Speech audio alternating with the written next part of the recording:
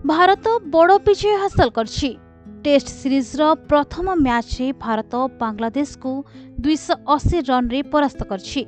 रोहित शर्मा को अधिनायकत्व भारतीय दल एही विजय सहित 92 वर्षर पुराना रेकर्ड को भांगिछि। 92 वर्ष मध्यरे प्रथम थर पई टीम इंडिया टेस्ट इनिंग्स रे विजय एवं पराजय रो मार्जिन रे एक बड़ परिवर्तन करछि।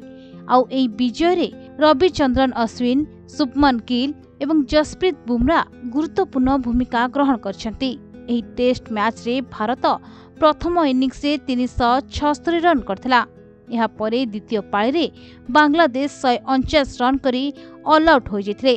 तेबे द्वितीय इनिंग्स रे भारत 4 विकेट हराई 287 रन करी पाळी घोषणा करिबा परे बांग्लादेश आगरे 515 रन रो टार्गेट रहिथिला। हेले बांग्लादेश 234 रन करी ऑल आउट हो जैछन्ते। तेबे 1932 रे भारत प्रथम टेस्ट मैच खेलिथिला।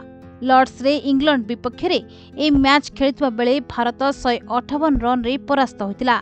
ता परठारु टेस्ट क्रिकेट रे केबे भी भारतीय दलर विजय मैच संख्या पराजित मैच संख्या ठारू अधिक रहि नथिला। तेबे सेप्टेम्बर 22 रे बांग्लादेश को परास्त करी भारत तार 179तम टेस्ट मैच जितिछि।